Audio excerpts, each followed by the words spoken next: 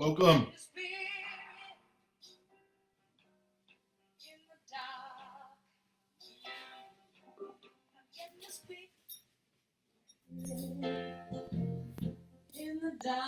Danger Melton, how you doing? Ella Fladger, Mo said so. Gloria Smith Hilson. I know y'all know this voice. Bianca Ramos, how are you? Edero Vaughn, Yvonne Marsh, Cassandra Gilchrist, Belinda Potts, Marcel Morris, Ardelia McElroy, y'all flying up here.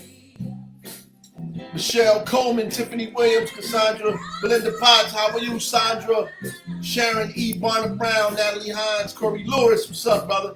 Tanisha Coleman, El Monique Williams, Chantel Johnson, Jose Febo, Renee Holman, Leona Drawn, how you doing? Paulette Johnson, Willie Christmas, what's up, my brother? Kaitha Colston Andrews, and the angel said unto them, fear not, for behold, I bring you good tidings of great joy, which shall be to all people. Luke 2:10. Henrietta Harris, how you doing? Thanks for that. Terry Hurd, Nafisa Kareem, Tanika Melvin, Milky Nikki Gibson, good afternoon, what it do? Monica Green, Kathy Michelle, Karen Brown Stovall, Siobhan Armstrong, Eddie Nelson, Deborah Bailey Johnson, how are you? Dorothy Gilbert Stratford, Alice Thomas, hold it down in Southport, Tanya Smith, Yolanda Green, Latanya Green Chan. What's this? Ace Asap A. Beck, good afternoon. Alnisa Baytops in the building. Tia Montague, Tommy Tucker, Wanda Ralph Harrison, Carlos Lane, Saida O'Brien, how are you? Luis Scott Roundtree. That's right, Aretha Franklin, Spirit in the Dark. Bernice Talifero, Miss Ali, how you doing? Stephanie Brown Thomas, Gwendolyn Bynum, Karima Norman, Mary, Moody Harris. Peace and love. Carlin Books, Albert Lewis, Dr. Lewis, Victory, Victory, Victory. Monica Green, Nadira Felix Muhammad, Norma Gonzalez, how you? Lorraine Heyman, Thalita, thank you. Omar Winfrey. Benici Manning. They don't like you, gotta get in the nose. There's saliva test too, Miss Manning. But you have to take the test. It's not that bad. Trust me, I took it enough times. Lakeisha Jones, Rose Phoebus, Weeda Lane, Sonia Cordero. I'm one of those people who drive the numbers up because I done took the test like 67 times. Eddie Nelson, Mary Harris, Golden Child, Hassan Mary Hutchins, what's up? Murray Hutchins, what's up, brother? Diana Graham, Amy Lane, Candy Pinkett, Terry Barrett, Layla, what's this? Layla Russell. I gotta figure that one out. Trevor Silver, Linda Barge, Annette Martinez, how you doing? Niece Rich, Bruce George, peace, brother. Kim Phelps, Adrian, Michelle, Bula, Onika, Latoya, Renetta Farley, how are you? Shalice Fuller, how are you? BB Moore, Tall Twins Brooks. Somebody wrote up here, yo, Raz, why is your officers doing the West Ward dirty?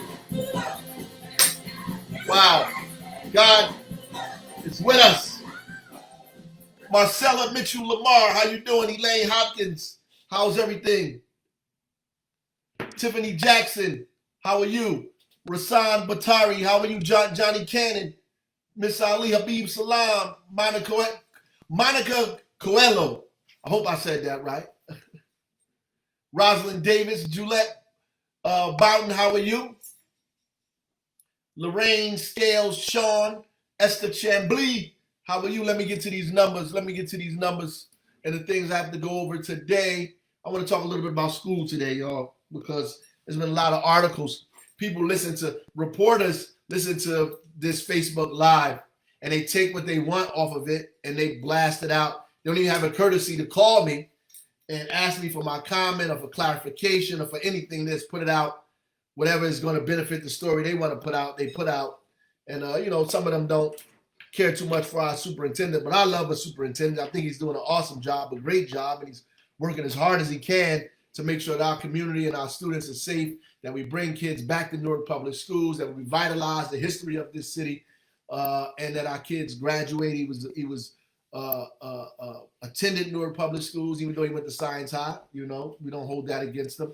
But I think that he's doing the best that he can in this town, trying to revitalize education here. And so people take what I say and they use it as a stick against him. But I want to tell you this. I think that he set up a really thoughtful and careful and awesome process to get our kids to school safely. I just think the numbers are too high and it's risky. So I would imagine that most people, most of us in this city should be cautious and think twice about sending their kids to school at this time. I really do.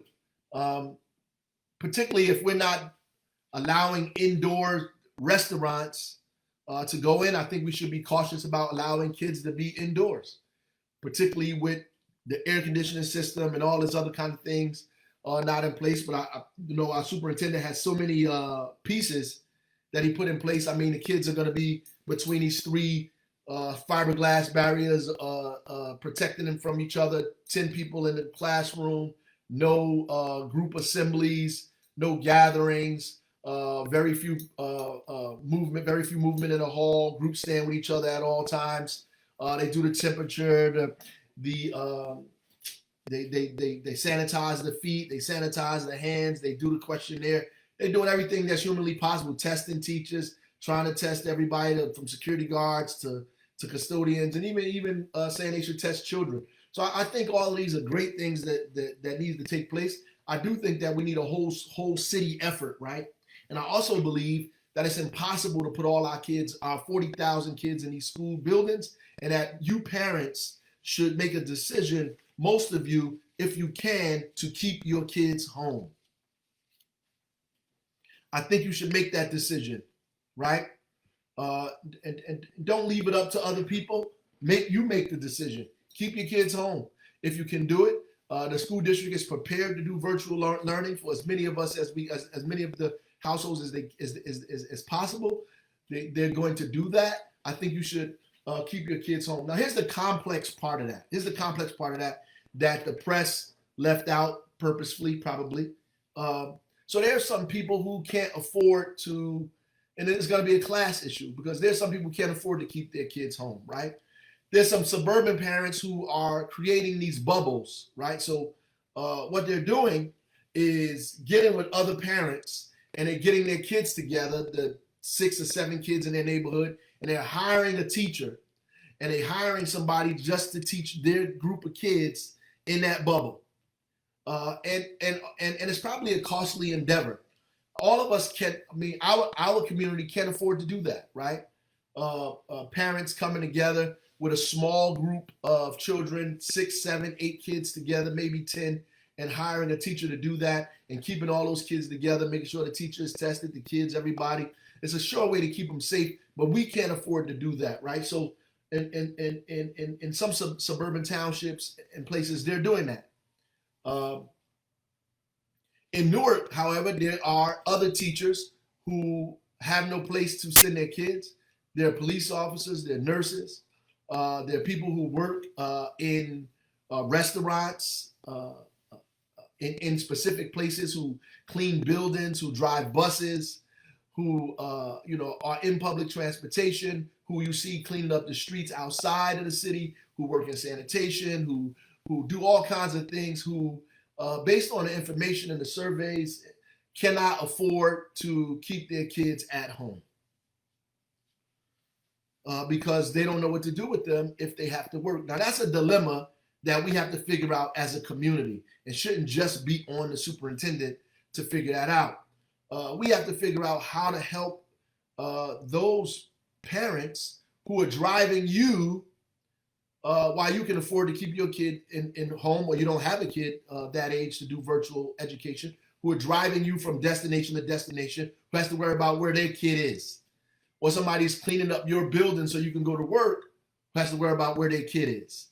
Or a teacher uh, um, you know, or who has a kid in a different school district or in the charter or somewhere else, that they have to, or excuse me, they have to teach somewhere else, who have to worry about where their kid is. So there's a complex situation that we have to worry about, and so those people who are in that situation, we have to figure that out. Whether we open up big common spaces, whether we one parent talked about trying to get cable vision and TV involved in piping these things into common locations that we send people, whether it's a huge boys and girls club or a huge library where we spread people out. There's all kind of things that we have to think of, and we need to think of it collectively to take care of the people in our community who have kids that they have to figure out what to do with while they're working. But I'm gonna tell you this: the vast majority of us that are not in that situation and that have children of age, we're not ready to take those kids at those numbers in these schools. We're not ready. We're not ready. The school system cannot take hundreds of kids in a school building. They cannot. They cannot. They cannot. They cannot. Even the idea that superintendent has laid out that everybody has to wear masks is right on the money. Everybody in the building has to wear masks. The students are mandatory. The teachers are mandatory. The security guards are mandatory. And there are going to be a few people who probably don't listen, and we have to keep those folks in line and do what we can. But it's just risky. It's just a risky situation. And what we have to determine is, are we willing to take that risk, right? And if we are willing to take that risk and we're organized enough to do that, and he is organized, I believe, to do that, then we need to take the risk for the limit is a limited amount of people as humanly possible, right? So if you have 40,000 kids in a school district, with 10 people in the class, we can't even fit 10 people in a class in a school building. So the majority of us have to figure out and participate in this virtual home experience. We just have to. And I know some of you pick that you want to go to the schools. Listen, you need to keep your kids home. You need to keep them home. If you can, keep them home. If you can, make the district, make the state figure out a way to make sure virtual education is happening at its highest capacity. That's what we should be doing. And everybody else that absolutely, positively has no other choice but to send their kids to school, we have to figure it out for them as a collective community, not just one man in charge of the school system trying to figure out what to do. And I think he's doing a great job. So I just wanted to clear that up and put that out there, because the press, they have a way to try to divide us and do all this other kind of thing. But I don't want you to be fooled. I'm lockstep with the superintendent. We talk. I understand his dilemma and what he's going through, and I understand that he's prepared and ready to bring people into the school system. Me as the mayor of the city, I have to always give my 2 cents. I have to tell you what I believe, what I feel, what I think. And I just don't believe that we are 100% ready. It is too risky. The virus is moving up and down to figure out how to bring our kids to school safely. And given the newest data that's saying kids are getting sick more than originally anticipated, that kids are getting sick more originally than it was anticipated, that we have a 7-month-old in the state of New Jersey who passed away. It is becoming more risky. And there are a lot of people who are not going to do it because they can afford to. They can afford to do that. And then there are people who may not be in the same boat as those who can afford to, but they still have the ability to, and they're just scared sending kids to school, and rightfully so. You should keep them home. And there's some of us who do not have anybody to help us, who are by ourselves, who are single parents, who do not have anybody in the household, or both of us work. There's nobody that's going to take care of our kids, and they're not old enough to keep them in the house by themselves. I have to go to work now. We're opening up. There's no more quarantine. There's no more stay-at-home order. Businesses and stores and restaurants and all these things are opening up. So I have to go to work. And what am I going to do with my child? We have to figure that out collectively. And it is our job to think as a community, right? And I know being in this country this long, it made us think as individuals. And so we only care about our individual self, and the heck with everybody else. In fact, it's gotten so worse that we believe that democracy and community means that everybody else has to do stuff, and all I have to do is sit back and write nasty stuff on social media. No, everybody has to be engaged. Everybody becomes accountable. Everybody is responsible for their household, for their block, for their community, for their neighborhood, everybody. And that's what that means. So democracy has nothing to do with selfishness, has nothing to do with this kind of personal, liberty that everybody keeps talking about. I don't want to wear a mask. I don't have to wear a mask. You can't make me wear a mask. Well, great. But there are people dying, and you live in this community with us, and we need you to help us live. How about that? Right. All of those things. So here we go with the numbers. We have 6 more positive cases in Newark today than we did yesterday. 6 more positive cases today than we did yesterday. That's a total of 462 positive cases since June 30th. We have 1 new death since yesterday, 1, which brings us to 29. 1 new death and 6 positive cases since June 30th, when we started counting these numbers again.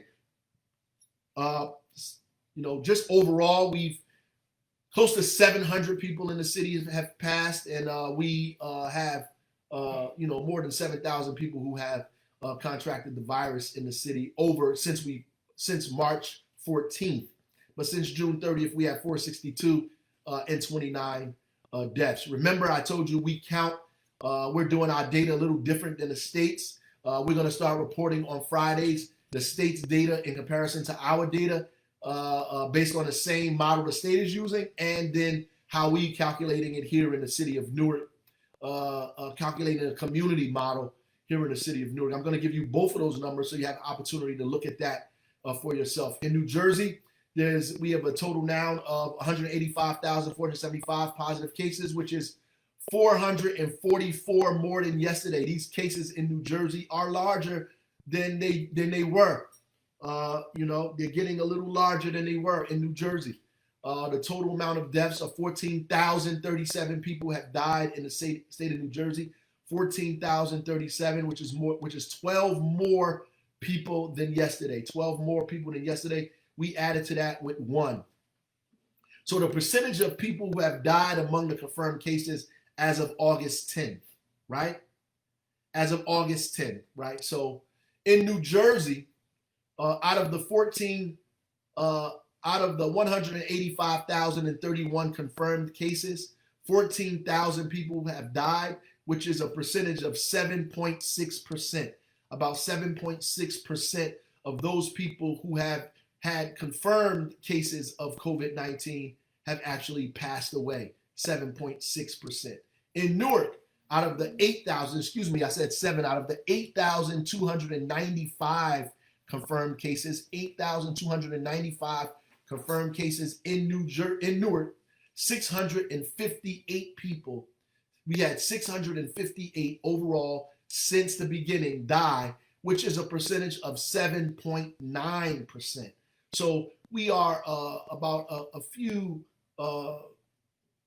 slightly above the state percent in deaths in terms of those who are confirmed with the coronavirus in the state. So we're slightly above them. We're probably a lot higher than other municipalities in the county. In fact, I know we're a lot higher in terms of deaths in other municipalities in the county and other places around the state. And so we probably drive that state. We've been, in the beginning, driving that state number up. But lately, our deaths have been low. Lately, our deaths have been low. We've been at 0, 0, 1, 2, been very low. lately by the grace of God, and our cases have always been. So the percentage of people that have died among the residential population, right? So in New Jersey, there are about 8.9 million people in New Jersey, right? 14,000 people out of 8.9 million is 0.16%. So it's 0.16% of deaths, 14,000 out of the 8.9 million in New Jersey. In Newark, we have about 285,000 estimated residents. Hopefully that number increases by you guys doing the census. 285,000 people in the city, 658 people died. That is 0.23%. So we are higher in percentage in terms of the population of the city of people who have died.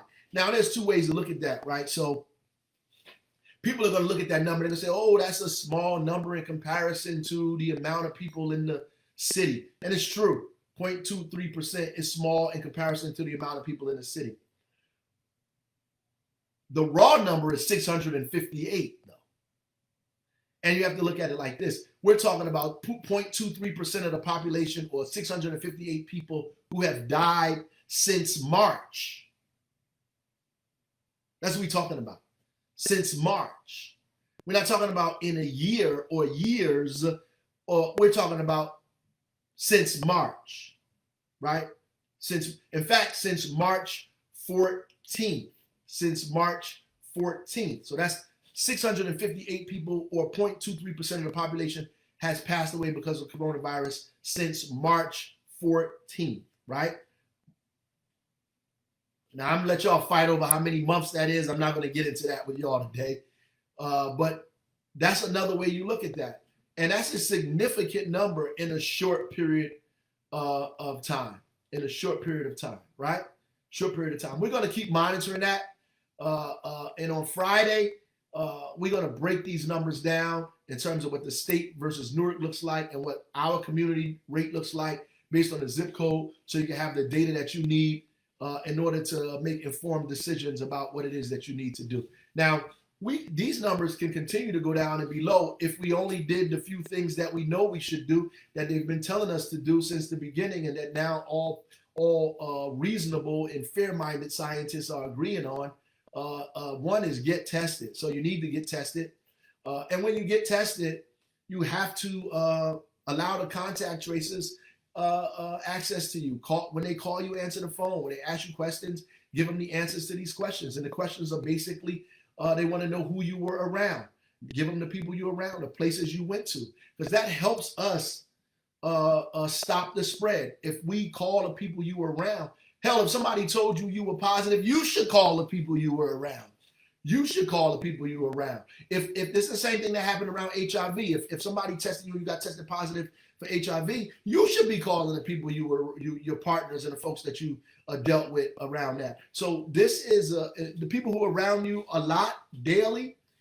You should be calling them, telling them to get tested. And if you don't, you should at least let the contact tracers call people and tell them, listen, you're around somebody that tested positive. Give them the opportunity to quarantine themselves so they don't, in fact, get other people sick. Like I talked yesterday, there was one gentleman who went to a church service, infected about 50-something people, and out of that 50, 18 of those people infected at least one other person, that brought the number above 90 people infected. So it's important for you to listen to the contact tracers, to answer those questions, so they can call and tell other people, and we can narrow the spread of this virus.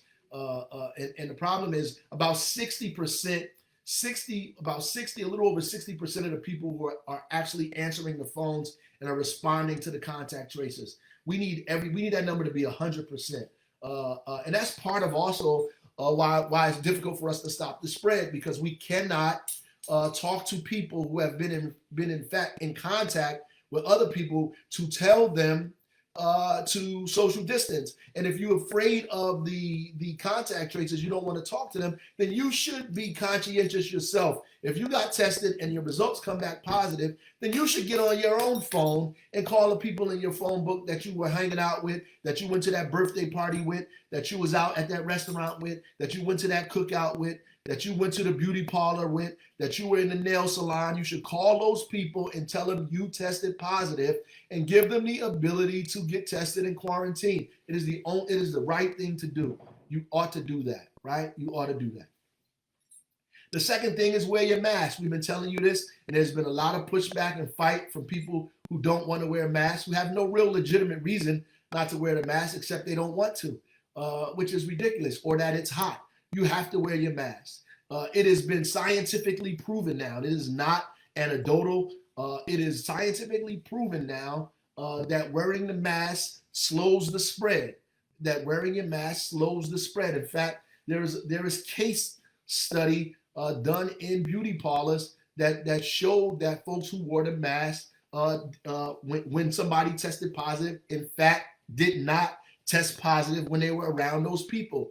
It is important that you wear the mask. It is important that people around you wear a mask and that you enforce that in your own. Don't worry about the police enforcing it. You enforce it. So we worry, and that's the part of this democracy that we're not understanding. We complain about the police, but we want the police to enforce things that we should. Right? We want the police to enforce community standards that we should be enforcing upon each other. Then we get angry at the police when they overstep their boundaries. They've already overstepped by getting them to enforce social things that we should be enforcing ourselves. Never mind complaining about these persons in your circle and around you. You should be enforcing that, telling people put on your mask, wear your mask. When people talk to you, you should tell them to put their mask on. You enforce that socially. And if you come across police officers, firemen, EMTs, sanitation workers, people. As a matter of fact, I rode past a block in the South Ward. There was a crew working on lead service lines from Montana. Not one of them had on a mask. I called immediately the supervisor and told them these guys need to put on masks or they shouldn't be working out here. That's exactly what you should be doing. You're enforcing the mask in your area. If you walk down the street and you see police officers not wearing masks, you should call a precinct, call a captain, call 973-733-6000. Say they don't wear a mask, they're not wearing a mask. Get on here and say, I saw police officers in this area specifically not wearing masks. Not get on here just to pontificate or troll or say, hey, the police ain't wearing masks. Do your part. Do your part. We have to enforce that. All of us have to enforce that and practice social distancing, right? When it's possible, when you're around, when it's possible, stay away from people. Keep them away from you. Stay away, socially distance as much as you possibly can. And if you can't, you absolutely positively need to have your mask on if it's impossible for you to social distance. And wash your hands like you have that's the last thing you need to do in your life. Wash your hands every single 3 to 4 or 5 minutes. Wash those hands. Carry hand sanitizer. Wash them incessantly. And I already told you about the contact tracers. Answer your phone, please. It might be the census, so we need you to answer your phone for the census. And it might be the contact tracers. Those are both two important reasons why we need you to answer your phone, for your census and for the contact tracers. It is incredibly important for the livelihood of this community, for the safety and health and welfare of this city, for you to answer your phone. I know when you see the 733, sometimes you don't want to answer because it might be me or somebody else with that pain in the butt robocall. But you need to answer the phone because it might be the census and it might be contact tracers. I can't tell you, man, how important these contact tracers are. They're so important. They're so important. And our community was targeted by all of this stuff. First, they told us we couldn't get the virus because of melanin. That was wrong. They told us we couldn't get the virus in areas when it was too hot and humid. That was wrong. They're targeting our communities, y'all. I'm telling you. They tell us not to wear a mask because the mask takes away your personal liberty and all these other kind of things. Never mind segregation and unemployment. Don't wear your mask, right? They targeted us about not wearing masks, right? And we did. They targeted us about the testing. Don't get tested because it's intrusive, and there's some people in our community that saying if you get tested, that's the way to get the virus. They're giving people the virus through the test. They're targeting us with this information. Then the contact tracers. Don't listen to the contact tracers, because the contact tracers can send the police to your house and pull you out and force you to social distance, or force you to quarantine, or force you to take a test. All this is ridiculous. These are not true.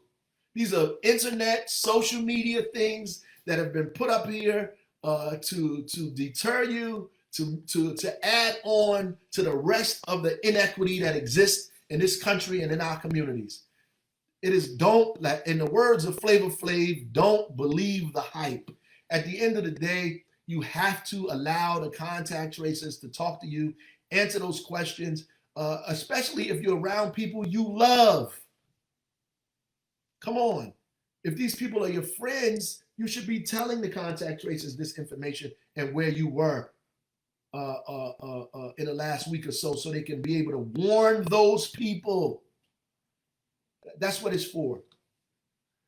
So here are the 14-day quarantine states, just in case some of you people forgot. Hawaii, South Dakota, Virgin Islands, Alabama. Virgin Islands was just added. Hawaii was just added. Alabama, Arkansas, Arizona, California, Florida, Georgia, Idaho, Iowa, Illinois, Indiana, Kansas, Kentucky, Louisiana, Maryland, Minnesota, Mississippi, Missouri, Montana, Nebraska, Nevada, North Carolina, North Dakota, Oklahoma, Puerto Rico, South Carolina, Tennessee, Texas, Utah, Virginia, Wisconsin, Alaska, New Mexico, Ohio, Rhode Island were removed. So was Delaware, and so was the District of Columbia. Those were taken off the list. Delaware was taken off the list. Washington, D.C. was taken off the list. Rhode Island was taken off the list. Ohio, New Mexico, and Alaska was taken off the list for quarantine places. Their numbers are starting to gradually get better there. Those other states that I mentioned, if you go there, you have to quarantine when you come back. And we're still fighting with Port Authority. What's interesting in this country is like we're now pushing all this police reform, and it's absolutely necessary that we do it. But we always look to the police to enforce these things that are social issues that I really believe they should be really just focused on violent crime in our communities. These social issues should be enforced by us, and then our own wherewithal and our own conscientious behavior, right? So the majority of us, just because I listed these places, you should stay away from them. And if you have to go to those places, then you should take it upon yourself to social distance and quarantine yourself when you come back, because it's the right thing to do, and not worry about the police and other people having to come and force you to do things. You should be doing it because it's the right thing to do. Come on. Tomorrow we're back to our pop-up test. We'll be at Zion Hill Baptist Church on Osborne Terrace and Hawthorne Avenue. We'll be there from 3:30 to 8. On Friday, we'll be at Oliver Street School on East Kenny. Also on Friday and Saturday, we will be at Mount Calvary Missionary Baptist Church on Seymour Avenue. That is also on Hawthorne. Hawthorne and Seymour Avenue. That's Friday and Saturday. We'll be at Mount Calvary Missionary Baptist Church doing testing from 10 a.m. to 5 p.m. Mount Calvary, 10 a.m. to 5 p.m. From 12 to 7 p.m. 12 to 7 p.m. On Saturday, will be 10 to 5. On Friday, it'll be 12 to 7 p.m. And on Saturday, it'll be 10 a.m. to 5 p.m. That's Mount Calvary Baptist Church. That is on Seymour and Hawthorne Avenue, and you can go to their website, www.mcmbcnewark.org. Additional pop-up testing. Tomorrow we'll be at the 6th Precinct on Weston Avenue. We'll be doing pop-up sites, and the police adopt the block. So the police, fire, OEM, everybody will be out there, and we'll also be doing testing and the census as well. So you can come talk to the police, your captains, all those people will be there. Talk to the captain, talk to them about things that are going on in your neighborhood, in your community. Also do the census, also get tested. Use this as an opportunity to complain, and we do that well. Complain, engage, because we'll all be out there. It'll be tomorrow, August 12th, 6th Precinct. We'll be on South Orange Avenue, close to Laurel Place tomorrow. on West End. On Thursday, August 13th, at the 7th Precinct. 7th Precinct will be on 6th Ave, close to Roseville, 6th Avenue, close to Roseville. The 7th Precinct, that's all day, y'all, all day. Thursday, August 13th, we'll be out there all day on 6th Avenue. That's the 7th Precinct. If you're in the 7th Precinct, we'll be out there all day. You can get tested, you can do the census, you can talk to the police captain. On Friday the 14th, we'll be that's the 1st Precinct. We'll be on South 9th Street, over by 11th and 12th, on South 9th Street by 11th and 12th Avenue, all day. On Monday, August 17th, the 2nd Precinct will be on Summer Avenue, on Elwood and Heller Parkway. We'll be on Summer Avenue by Elwood and Heller Parkway all day, the 17th, all day. On Tuesday, the 18th, will be the 3rd Precinct. Will be at Orchard Street, and that's down in the East Ward, by Tichenor and Pennington. Tichenor and Pennington will be on 3rd Street. Come out, talk to the police captain, get tested, do the census. On Wednesday, August 19th, we'll be on 15th Avenue and South 18th Street. 15th and South 18th, that's August 19th. And August 20th at the 5th, we'll be on Chadwick. We'll be on Chadwick. August 20th, Thursday, we'll be on Chadwick. On Friday, the 6th Precinct, which is August 21st. August 21st, we'll be on Smith Street. We'll be on Smith Street, August 21st. And the last date for August is August 24th. We'll be on North 5th. That's the 7th Precinct. Again, that's by Dickerson. We'll be on North 5th by Dickerson on August 24th. So August 24th, August 21st, August 20th, the 19th, the 18th, the 17th, the 14th, the 13th, and the 12th will be Adopt a Block with the police, fire, OEM, census, testing at all of those locations that I mentioned. And this information should be up on our website as well. You can go to our website and pull it down and get it if you need it. The census train is starting this Saturday. Again, we're coming to your neighborhood to get the census done. We'll be at the Reservoir Townhouses at 3:15, Grace West Manor at 3:50, Villa Victoria at 4:30 this Saturday. We'll be there. If you don't want to see us, fill out the census on your own. www.2020census.gov, www.2020census.gov, or 844-330-2020, 844-330-2020. Food relief. We've delivered over 1 million meals from us, and Newark Public Schools has also delivered close to 1 million meals. In a couple of days, we'll be over 2 million meals. If you know somebody that needs food, please put the information up here. We've also and also people who need food due to the power outage and PSE&G not being able to get those lights on in a timely fashion. If you lost food, put that information up here as well. We'll send our folks out to help you. We need that information on this site here if you are in fact affected by that or COVID, period. Tonight we have a movie showing in Military Park at 7 p.m. Crooklyn, socially distanced. We did something for our autism community as well. I want to shout out all the parents that are dealing with children in this COVID crisis and all of this stuff that have autism and that came out to our movie night. We appreciate you showing up and being part and engaging in the community as well. We'll be at Military Park tonight at 7 p.m. showing Crooklyn. You have to wear a mask. You have to socially distance. So be prepared to do that if you come. On August 12th, the movie is How to Train Your Dragon. We're showing that at Georgia King Village at 7 p.m. We'll be in Georgia King Village, 7 p.m. to show How to Train Your Dragon. Social distance, wear your mask. It's free. All the guidelines. You have to bring your own chairs, bring your own blankets, and stay away from people. Stay 6 feet apart and wear your mask. We're having a virtual job fair. And I know people need this Thursday from 10 a.m. to 12 p.m. for graduating high school seniors. College graduates and unemployed workers are welcome. A virtual job fair from 10 a.m. to 12 p.m., right? You can check the information on our website and social media for the flyer. So it'll be up here. I put it on my website, on my Instagram. It should be up on this Facebook and our city website. It is a virtual job fair this Thursday, which is the day after tomorrow, from 10 to 12 for graduating high school seniors, college grads, and unemployed workers. All welcome to come. This Saturday, we'll be cleaning up in the Central Ward pick up your stuff from the Congregational Baptist Church parking lot on 399-411 Bergen Street, Congregational Baptist Church, to pick up your supplies. I'll give you the dumpster locations tomorrow for this Saturday, Central Ward Cleanup. And next Saturday, we'll all be in the North Ward cleaning up. God bless you. Have an incredible, incredible evening. See you tomorrow.